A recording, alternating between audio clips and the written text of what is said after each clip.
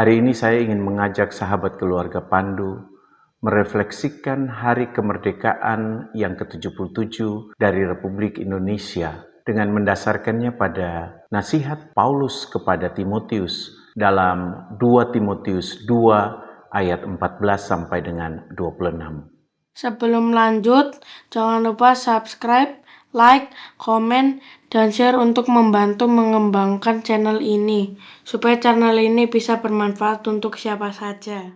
Saya membayangkan nasihat Paulus ini adalah nasihat gereja kepada warga gereja sebelum mereka menduduki jabatan-jabatan penting seperti yang diperoleh oleh mantan Menteri Sosial dan mantan Kepala Divisi Profesi dan Pengamanan Polri, sebuah jabatan yang salah satunya bertanggung jawab terhadap pembinaan profesi dan penegakan disiplin dan ketertiban di lingkungan Polri. Tragisnya, sang menteri yang seharusnya menolong mereka yang lemah secara ekonomi atau miskin, malah mengambil hak mereka yang miskin.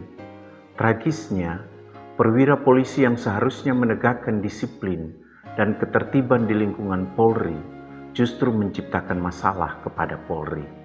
Saya membayangkan kalau gereja secara serius melakukan pembinaan kepada calon-calon pejabat pemerintah seperti yang dilakukan Paulus kepada Timotius, gereja akan sungguh-sungguh mempersiapkan calon-calon pemimpin bangsa yang memiliki dedikasi tinggi untuk menegakkan kebenaran, keadilan, dan tidak menimbulkan kegelisahan atau membuat masalah dalam kehidupan berbangsa dan bernegara.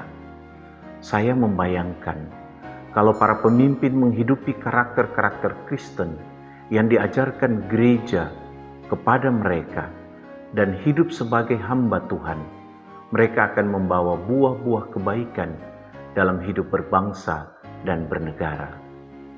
Karena itu, untuk menjadi bangsa yang pulih lebih cepat, bangkit lebih kuat, kita membutuhkan pemimpin-pemimpin bangsa dan juga warga masyarakat dengan karakter-karakter seperti yang disampaikan Paulus kepada Timotius.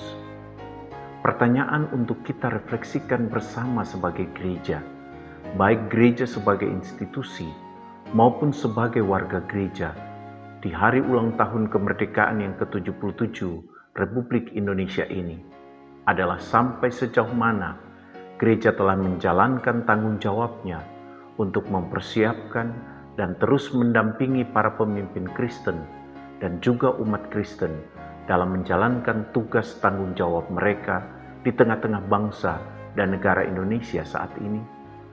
Untuk itu, marilah kita cerna dan belajar melakukan pengajaran Rasul Paulus kepada Timotius ini. Pertama, Paulus mengingatkan gereja, baik itu pemimpin gereja maupun seluruh warga gereja, khususnya pemimpin Kristen, bahwa siapapun kita semua ini adalah hamba Allah. Paulus memakai istilah budak Allah untuk mengingatkan kita bahwa seorang budak tidak bertindak menurut kehendaknya sendiri atau melawan kehendak tuannya. Kalau gereja adalah budak Allah, maka gereja tidak boleh bertindak di luar kehendak Allah. Kata Paulus, budak Allah harus mengejar kebenaran Allah dan memberitakan kebenaran itu. Dengan mengajarkan dan mempraktekkan firman kebenaran, kita bukan hanya telah melakukan sesuai dengan yang ditugaskan Allah kepada kita, tetapi kita juga tidak malu menampilkan diri kita sebagai hamba Allah, baik di hadapan manusia maupun di hadapan Allah. Dengan melakukan sesuai dengan yang ditugaskan Allah kepada kita juga menunjukkan bahwa kita mengenal Allah sebagaimana Allah juga mengenal kita. Kebenaran Allah itu tidak hanya ada di dalam gereja, tetapi juga dalam kehidupan bermasyarakat, berbangsa, dan bernegara. Lagi pula, karakter yang diajarkan Paulus di sini tidak hanya untuk diterapkan dalam kehidupan bergereja, tetapi juga dalam kehidupan bermasyarakat, berbangsa, dan bernegara. Kedua, karena kita hanya mengajarkan dan mempraktikkan firman kebenaran, jangan mengajarkan atau melakukan hal-hal yang tidak sesuai dengan kehendak Allah, mengajarkan dan melakukan hal-hal yang tidak bermanfaat, untuk membangun kehidupan bersama atau mengajarkan dan melakukan hal-hal yang dapat menyusahkan atau mencelakai orang lain, atau apalagi membuat orang kehilangan imannya kepada Tuhan. Kalau kita mengajarkan dan melakukan hal-hal yang dapat menyusahkan atau mencelakai orang lain, atau apalagi yang membuat mereka kehilangan imannya kepada Tuhan, itu namanya kita menyimpang dari kebenaran dan tidak menunjukkan bahwa kita adalah hamba Allah. Selain tidak mengajarkan dan melakukan hal-hal yang dapat menyusahkan atau mencelakakan orang lain, jangan melibatkan diri juga dalam diskusi atau percakapan yang tidak bermanfaat, atau yang tidak mendukung pelaksanaan tanggung jawab kita sebagai hamba Allah, atau yang tidak memperlihatkan penghormatan kita kepada Allah dan memberi kesan kita melawan Allah yang adalah Tuhan kita, dan yang telah memberikan kita tugas dan tanggung jawab untuk memberitakan dan melakukan firman kebenaran.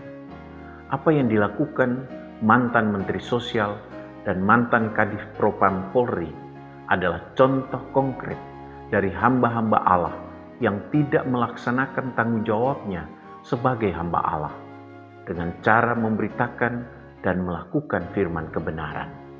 Mereka menyimpang dari kebenaran Allah dan tidak menunjukkan jati diri mereka sebagai hamba Yesus Kristus, karena yang mereka lakukan adalah menyusahkan atau mencelakakan orang lain. Demikian pula kita jangan terlibat dalam percakapan atau diskusi yang membahas hal-hal yang tidak masuk akal atau yang memperlihatkan bahwa kita bukan orang terpelajar dan yang akibatnya adalah kita terlibat dalam pertengkaran dan perselisihan. Karena tidak baik bagi seorang hamba Allah jika dia terlibat dalam pertengkaran atau tidak dapat menahan diri dari kejahatan. Hamba Allah justru memiliki tugas atau tanggung jawab untuk dengan sabar dan lemah lembut serta penuh cinta kasih membantu orang keluar dari perilaku yang tidak benar, yang bertentangan dengan firman kebenaran, atau yang menurut Paulus dijebak oleh iblis untuk melakukan kehendak iblis. Untuk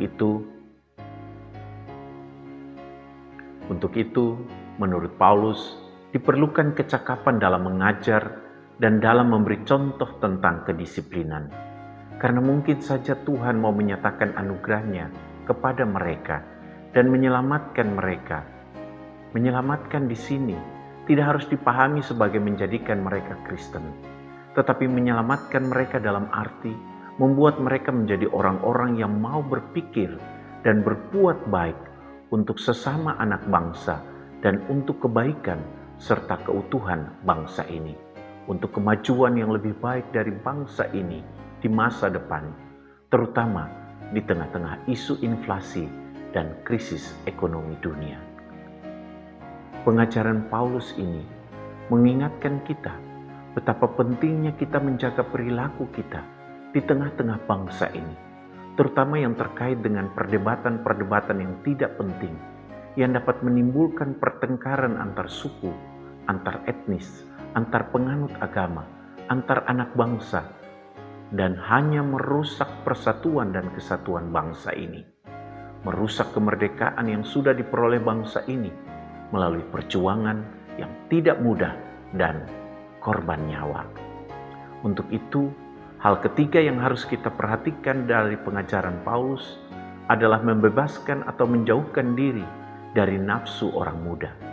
Dalam konteks Timotius, nafsu orang muda dihubungkan dengan sikap ingin disanjung, berusaha menonjolkan keunggulannya dan meremehkan orang lain, ambisi yang membuat orang hanya menginginkan kejayaan tanpa manfaat untuk membangun karakter diri yang baik, cinta diri, kesombongan, ketamakan, dan perselisihan.